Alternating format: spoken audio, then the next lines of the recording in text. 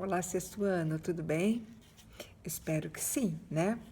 Espero que todos estejam bem. Vocês sabem que estamos passando por um momento único e histórico no mundo, onde muitas vezes a gente não entende bem o que está acontecendo. Nos sentimos meio confusa, insegura, né? Mas se a orientação é para que tudo transcorra bem, é ficarmos ainda isolados, vamos aguentar mais um pouquinho, tá bom? Mas nem por isso eu parei de pensar em vocês, estou com muita saudade, tá bom? Nós vamos fazer mais um capítulo do nosso livro, para a gente não ficar muito atrasado.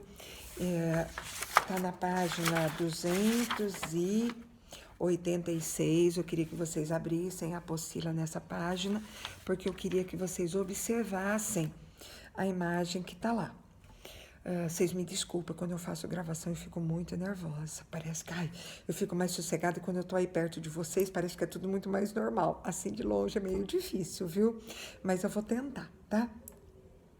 Então vamos lá, vamos abrir na página 286 e 287. Tem uma imagem para que vocês possam observar. Só que antes da gente observar essa imagem, eu queria fazer uma pergunta. A sensação de se ver no espelho é a mesma quando você se vê numa fotografia? Você tem a mesma sensação? Eu não tenho, você tem? Eu não tenho, tá? A maneira como nós vemos é muito diferente de como as pessoas veem a gente também. Às vezes a gente bate o olho numa pessoa e a gente lê aquela pessoa. Eu, quando apareci pela primeira vez aí na escola, que eu me apresentei, sem eu falar nada, muita gente olhou para mim, dependendo do meu jeito, as pessoas sabem me contar como eu sou, tá? Isso daí, na verdade, contar como a pessoa é como a pessoa lê a outra pessoa. É como se eu tivesse um livro. Eu pego a capa de um livro e eu vou ler aquela capa. Aquilo ali é fazer uma leitura do meu livro. É como eu faço com as pessoas. Eu bato o olho na pessoa e eu leio aquela pessoa. Vocês não sabiam que a gente podia ler as pessoas, né? Mas a gente pode. A hora que a gente abre o livro, começa a folhear, começa a ler, a gente começa a conhecer aquele livro.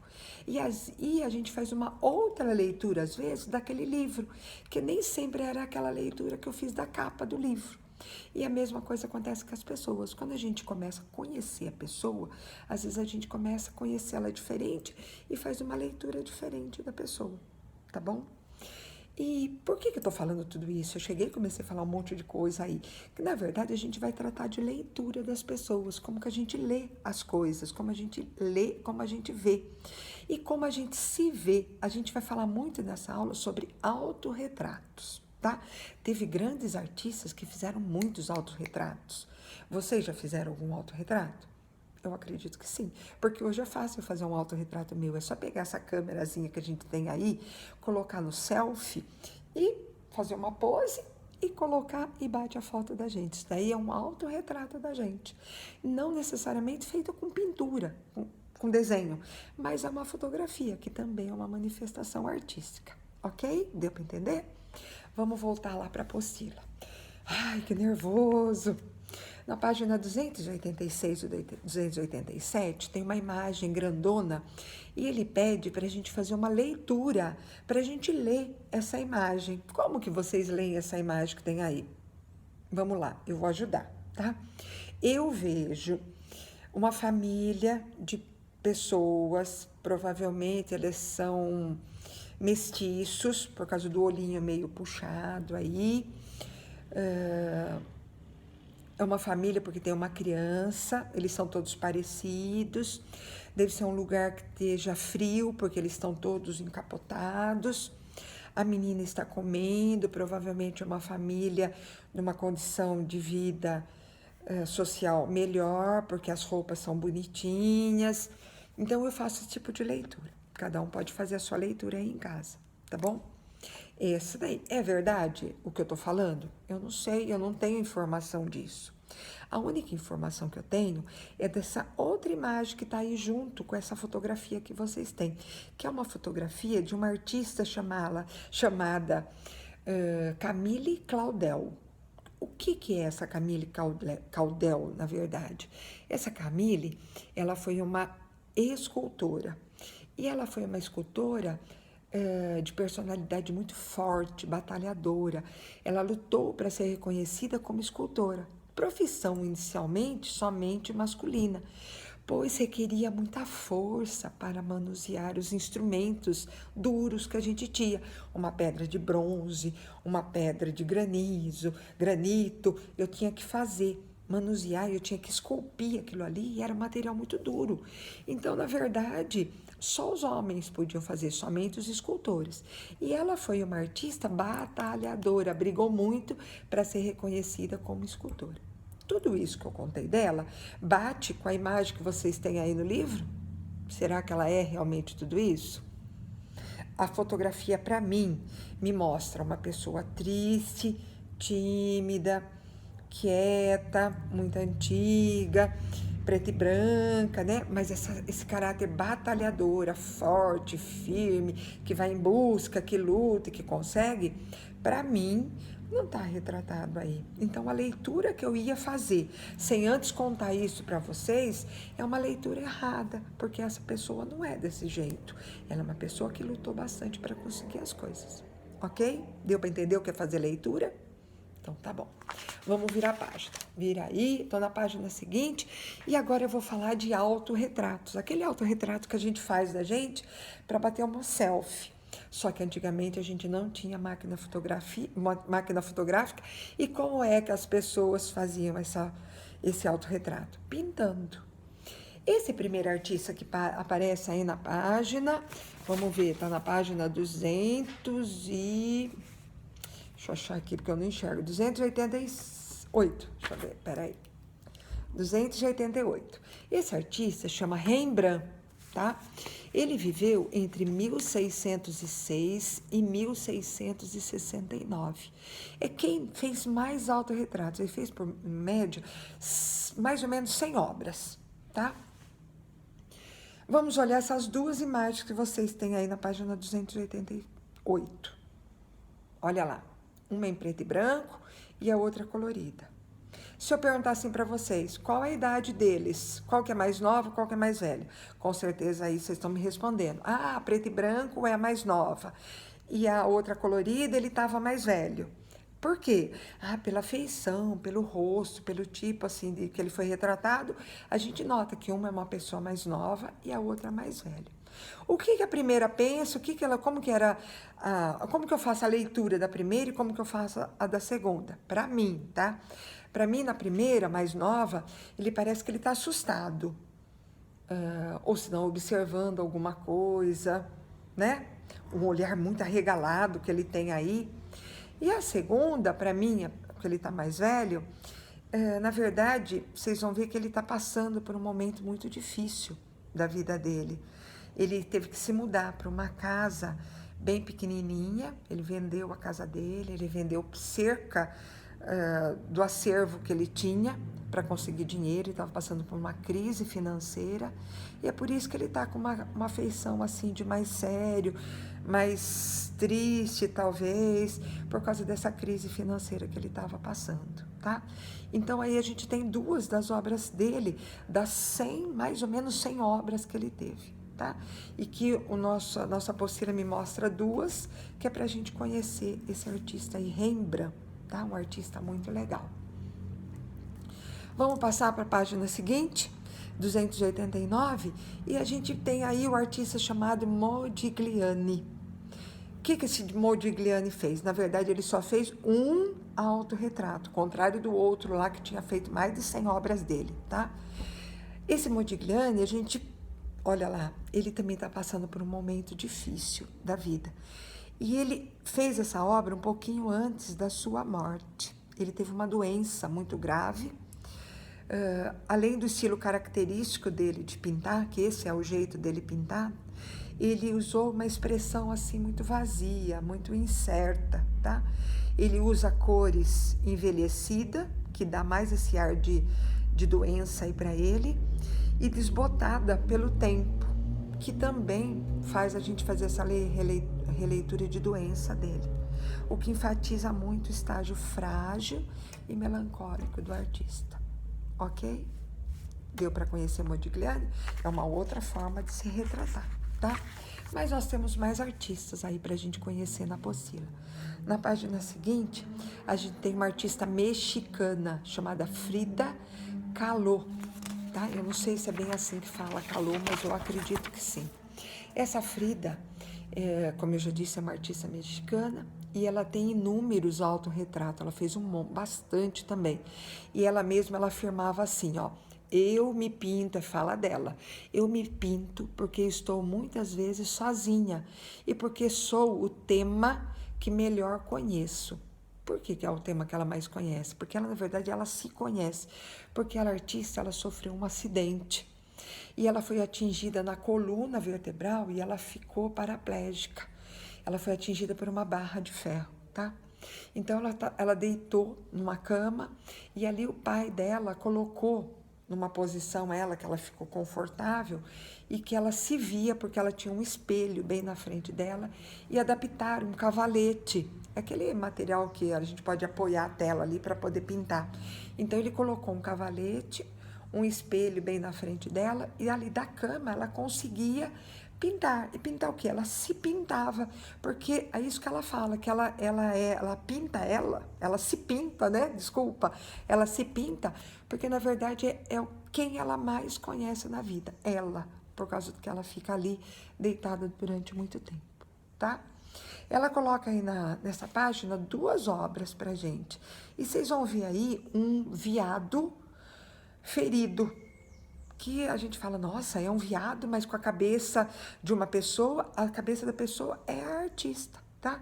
E por que ela se pinta assim, por um veado cheio de flechinhas, nesse veado, tudo ensanguentado, ferido? Então, vamos fazer a leitura dessa obra aí, ó. Ela pinta, ela expressa, na verdade, essa obra, a dor que ela sentiu quando ela percebeu que a cirurgia que ela tinha feito para ver se ela conseguia sarar e melhorar as dores fortes que ela tinha na coluna, não tinha resultado em nada, não tinha resolvido ela fazer. Então, na verdade, aquela dor, aquela angústia, aquela sensação assim horrível que ela sentiu, ela expressou nessa dor que o veado deve estar sentindo aí quando ela colocou um monte de flechas aí no peito dele, tá? Então, é essa leitura que a gente tem que fazer dessa obra aí, O Veado Ferido, ok? Além do mais, ela coloca no fundo aí dessa obra, de outra obra também que eu tenho aí do lado, cenas, roupas típicas mexicanas, tudo que ela conhecia lá da cultura mexicana, já que ela era uma artista mexicana, ela colocava aí no fundo, roupas típicas, o penteado que ela usava, a fauna, a flora, tudo lá do México, tá? Então aí que ela coloca na obra dela. É muito importante vocês guardarem essa obra, esse fundo aí, porque quando a gente for fazer a atividade, eu vou pedir para que vocês olhem nesse fundo onde ela coloca coisas da cultura dela. E eu vou pedir para que vocês coloquem da nossa cultura, tá bom? Vamos passar para a artista seguinte. Temos aí o grande Van Gogh. Quem que é esse Van Gogh aí? Esse Van Gogh, ele usou para ele se retratar, na verdade o Van Gogh ele fez mais de um autorretrato dele. Ele faz um outro autorretrato parecido com esse, só que ele se pinta enfaixado na cabeça. Muita gente deve ter visto essa outra obra. O Van Gogh, na verdade, ele se apaixonou por uma moça e essa moça não deu muita bola para ele. E ele, para chamar a atenção dessa moça, ele pega a navalha que ele fazia barba naquela época e corta um pedacinho da orelha, coloca dentro de uma caixinha para dar para a moça que ele gostava. Só que quando ele corta a orelha, ele precisou ir para o hospital. E aí lá no hospital eles se enfaixaram a cabeça dele todo. E ele tem um autorretrato dele todinho enfaixado, tá? O Van Gogh que vocês estão vendo aí na página 298... deixa eu ver se é essa página mesmo, tá? Não, 291, desculpa, tá errado, 291. Ele pinta todo em forma de pincelada, ele faz assim, ó, esse movimento na pintura, porque esse daí é o jeito dele pintar. Não que ele tivesse o rosto, a roupa desse jeito, é que o estilo dele, a técnica que ele usa é esse jeito. Então ele usa a técnica para se pintar. não que ele pintou do jeitinho que ele é, tá bom?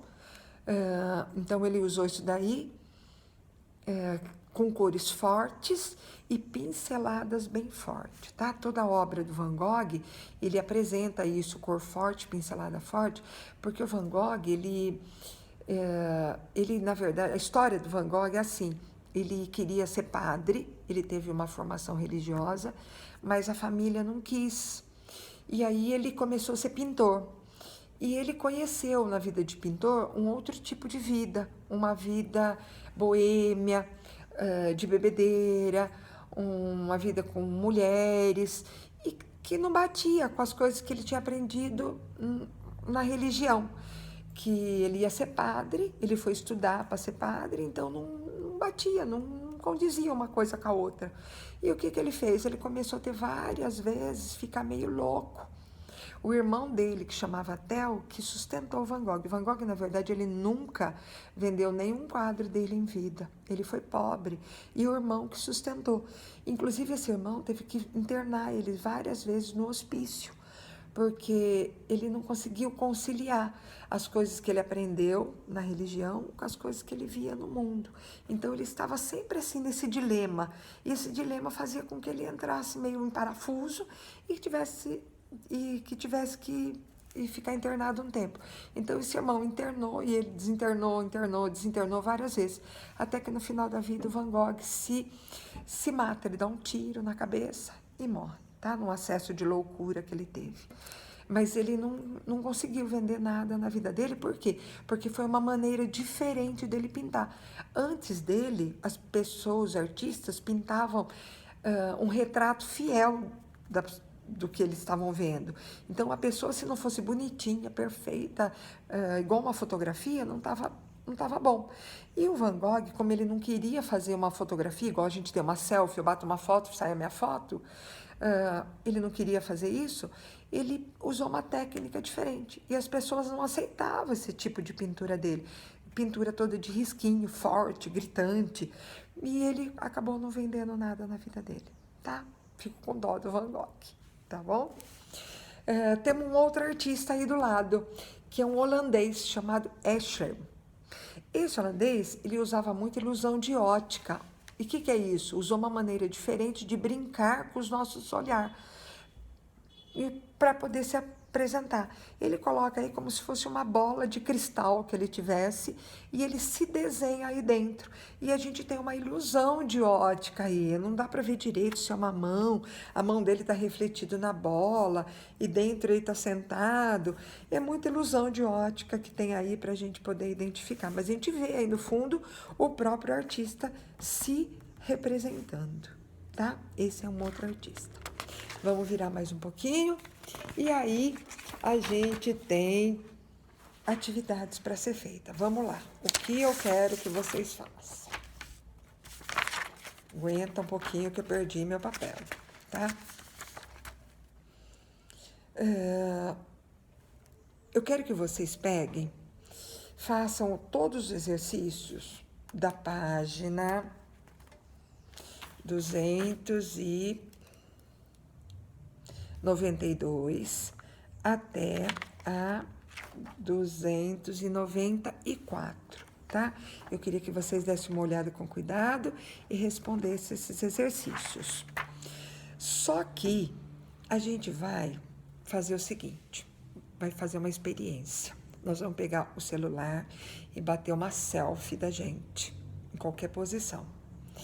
E aí nós vamos pegar uma folha de papel sulfite, olhando para o nosso retrato. A gente vai se desenhar vocês. Desenha lá numa folha de papel sulfite. Precisa ser igualzinho? Não sei. O Van Gogh desenhou do jeito dele. Vamos desenhar do jeito que vocês sabem. Como vocês foram fotografados, que vocês têm a imagem de vocês, olhem para a imagem e façam um desenho de vocês na folha de sulfite. Igual a nossa artista lá, a Frida, a mexicana, ela colocou no fundo o desenho, como eu falei para vocês olharem na hora, o retrato da fauna, da flora, tudo que ela tinha lá do país dela, vocês vão colocar nesse autorretrato coisas da nossa cultura. O que vocês têm aí no fundo? O que tem na casa de vocês? O que vocês querem colocar? Ah, eu quero colocar Brasília no fundo aqui. Então, eu vou desenhar Brasília e vou me colocar aí na frente. Ah, não, eu quero me colocar aqui, eu isolada dentro da minha casa, eu quero desenhar minha casa. Então, eu vou fazer meu fundo aí. Cada um vai se desenhar e vai completar esse autorretrato com coisas que vocês queiram colocar no fundo. Ah, eu quero fazer o meu autorretrato, mas eu quero colocar meu irmão também junto. Posso? Pode. Faça do jeito que vocês acharem melhor. Mas eu quero o autorretrato de vocês. Faço numa folha, vai pintar, vai colorir, vai deixar bem bonito, que vocês têm tempo agora. E quando começar as aulas, leve para mim, porque aí eu vou fazer uma exposição bem bonita. Cada um vai se colocar lá na escola, ok? E terminamos aqui esse capítulo 4. Só para completar, no capítulo 5 é muito simples e é continuação desse 4. E por isso que eu quero que vocês continuem mais um pouquinho. O que ele vai falar? De retratos musicais. A gente está muito ligado em fazer leitura do que a gente vê. Mas não é só aquilo que a gente vê que é importante. O que mais que é importante? É aquilo que a gente escuta. E o que eu escuto? Eu escuto sons do ambiente, que é chamado de paisagem sonora. É isso que ele vai falar no capítulo 5, sobre paisagem sonora. O que seria uma paisagem sonora? Na página 296 e 297. Tem uma imagem aí de uma praia. Olhem aí para vocês verem. E tem pessoas nadando, tem o mar, tem gente jogando bola, tem pessoas surfando, pessoas sentadas na areia, andando, tem um monte de coisa. Qual será a paisagem sonora que eu identifico aí? Vamos ver. Eu posso escutar o barulho do mar, eu posso escutar barulho de conversa de pessoas, de chute da bola, ou se não da bola, batendo no chão, na areia, vento, pessoas conversando, talvez um avião que passa aí por cima, eu posso estar ouvindo o barulho do avião. Qual é a paisagem sonora que vocês identificam aqui nessa primeira imagem? É isso que a gente precisa saber, tá? Se vocês virarem, a gente tem mais uma paisagem sonora na próxima página. Na verdade, nós temos 2 paisagens sonoras. Se eu fosse fazer uma paisagem visual do primeira imagem lá em cima, eu vou falar para vocês que eu tenho assim, ó, a imagem de um cachorro em primeiro plano, no fundo eu tenho uma mesa, um sofá que tem a perna de uma pessoa, provavelmente tem uma pessoa mexendo num celular ali, e no fundo eu estou vendo uma janela que sai lá pro ar. Tá bom, isso é a paisagem visual. Agora é a vez de vocês. O que vocês iam falar para mim que é a paisagem sonora dessa primeira imagem? Vamos lá. Vou pensar. Vamos lá. Vou ajudar. O latido, o som que o cachorro está fazendo, aí, é uma paisagem sonora. O barulho que o cachorro faz. Talvez o barulho da pessoa que está sentada, conversando, falando com o cachorro, ou mexendo no celular, o barulho do celular, o barulho que vem de fora da janela. Eu aqui, ó, acabou de passar um passarinho, que eu estou aqui na parte de fora da minha casa, eu escutei um passarinho voando. Será que aí não tem um passarinho que vem de fora? Quais são as paisagens sonoras que a gente está escutando, tá? E ele manda agora vocês fazerem a paisagem sonora dessa outra obra aí, de Monet. Monet faz uma obra que chama As Banhistas, que é de um lugar onde existe, onde ele viveu. E o que a gente tem aí presente nessa obra? Quais os barulhos que a gente tem? Pessoas conversando, o barulho do rio aí. O que mais que vocês escutam? Eu queria que vocês parassem e pensassem quais são os barulhos, para que quando a gente retomar a aula, a gente escute novamente esse barulho e possa partilhar as ideias, tá bom? Todos esses barulhos dessa paisagem estão ligados às qualidades do som. Por exemplo, quero que aí vocês façam para mim o barulho de alguém assustando. Como que é o barulho de alguém assustando? Faz aí. Como que é o barulho de alguém calmo? Como é o barulho de alguém gritando, sussurrando, com medo? Esses barulhos estão tudo ligados às qualidades do som. Quais são as qualidades do som? O som pode ser grave ou agudo.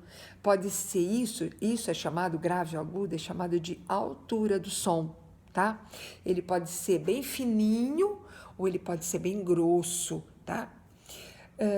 O som pode ser curto ou ele pode ser longo. Isso é duração do som.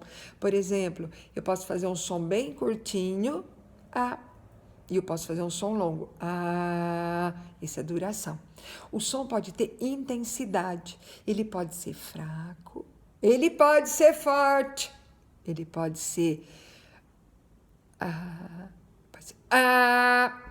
isso daí é a intensidade do som, ou mais fraquinho ou mais forte. E ele pode possuir características próprias. Por exemplo, vocês podem saber que sou eu, professora Rita, que estou falando, somente conhecendo o timbre da minha voz, que é a qualidade da minha voz. Cada um tem um timbre diferente. Eu posso estar escutando o som de um violão, e sem ver o violão, eu sei que é o violão que está tocando. Isso é timbre do som. É a qualidade que qualifica aquele som. Vocês conhecem com certeza o timbre da voz da mãe. A mãe, quando liga para vocês, ela não precisa falar: filha, sou eu que estou falando. Não, oi mãe, vocês já falam. Porque além de estar escrito aí no celular, vocês conhecem o timbre de voz da mãe, do pai, do irmão, da professora. Então isso é conhecer o timbre, a qualidade dos sons, ok? Então, por hoje eu fico aqui. Eu espero que a gente possa se encontrar rapidinho. Aguenta mais um pouquinho aí, que isso daqui está no fim.